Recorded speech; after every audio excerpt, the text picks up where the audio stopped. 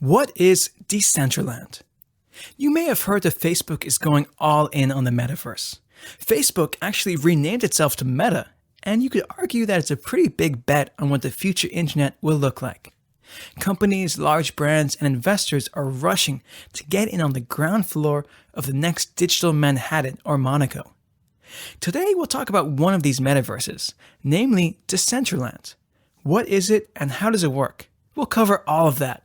But make sure to watch the whole video, as we will also discuss how you can make money on digital land and if this is something to consider as an investment object. But let's start with the basics. What is Decentraland? In very simple terms, Decentraland is a user-owned, Ethereum-based virtual world where you can play, explore, and interact with games and activities. You can also purchase parcels of land on which to build your own environments, marketplaces, and applications. Decentraland's three native tokens, land, mana, and estate, all play a unique role in furnishing the Decentraland economy. And don't worry, we'll come back to all of this in a minute. In a way, you could say that the Decentraland itself is not far from massive games like Skyrim or Fallout. But compared to the more traditional games, the virtual economy where you can buy and develop virtual land parcels makes the Decentraland experience different. You may be surprised to know that Decentraland has been around for a long time, even though it didn't officially launch until February 2020. Iri Milish and Esteban Ordano came up with the concept in 2015. They performed an initial coin offering, ICO, in 2017 to raise funds for the project. Their $26 million target was reached in just over an hour. If you're unfamiliar with this type of stuff, it may seem a little strange, but this isn't the first time that people have spent large sums of money on virtual lives. While Decentraland has the advantage of being a fully immersive 3D experience that uses a blockchain technology to manage property ownership, games like Second Life have been around for a long time and have a devoted following. Let's have a look at some of the highlights to get a sense of what Decentraland really has to offer. And since you're here, you probably want to learn how you can make money on a project like this. First off, you have the token Land. Decentraland stands out from other virtual worlds in that it offers several investment opportunities. Investing in land is the best way to get started. Purchasing land is a straightforward process. You may develop property by building structures and then sell or lease the land for a profit once you've purchased it. Decentraland's property is based into blocks or parcels. Land lots that are adjacent to each other can be purchased and merged into bigger parcels known as estates, which is the second native token in Decentraland. By connecting parcels into estates, you can more easily manage your larger land holdings. Estates are especially useful when building larger scenes that span more than one parcel. The next step is to create venues in which people can engage, such as casinos, art galleries, nightclubs, and gaming apps. At the end of the day, the more parcels you link, the more you can create and the more money you'll make. With in-game purchases and interplay trading on the cards for the gaming platform, there's a good chance that a large plot of land might be transformed into a successful virtual business that generates real-world earnings. What about a virtual theme park, a concert venue, a blockchain cinema? The possibilities are pretty much endless as people socialize and interact with each other much in the same way as they do in real life. Now, like any other similar game, there must be a currency within the game that allows gamers to buy land and sell it. The currency of Decentraland is called mana, and it is an ERC20 token. The cool thing about mana is that it gives you voting privileges for future game upgrades. This means that mana is valuable not just in the virtual world, but also in the real world. Another important aspect is this. When you purchase land with mana, the mana is burned afterwards. This makes the token deflationary. When the game first launched, each land was sold for 1,000 mana. Those days are gone. And if you want to acquire land now, you'll have to do it through the secondary market, where plots of land may easily cost 10,000 mana. When you consider the price of mana well above $2, you understand that property prices in Decentraland are rapidly approaching the cost of real-world plots of land. If you want to invest in mana or join the world of Decentraland and buy some land, you'll need a wallet that supports ERC20 tokens.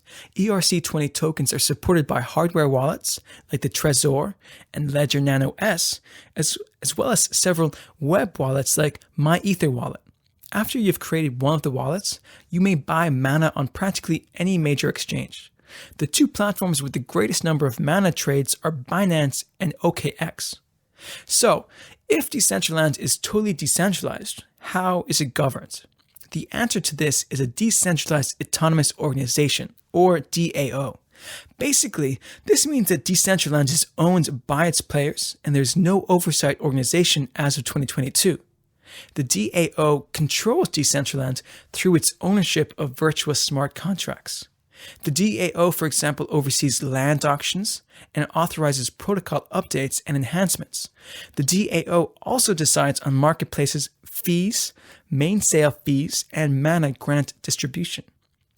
The Decentraland marketplace's new wearables are also approved by the DAO. In addition, the DAO elects Decentraland's governing body, the Security Council, also known as the Security Advisory Board. Now the obvious question, when you know all of this, should you invest your money in mana or should you go all in and buy some land in Decentraland? Now, before I give you my thoughts, please hit the like button and subscribe to this channel if you find any value in this video. It really helps us create great content for you, and a like or subscription is totally free for you. So, is Decentraland worthy as an investment case? Number one, Decentraland is a metaverse game. Decentraland is a leading metaverse game.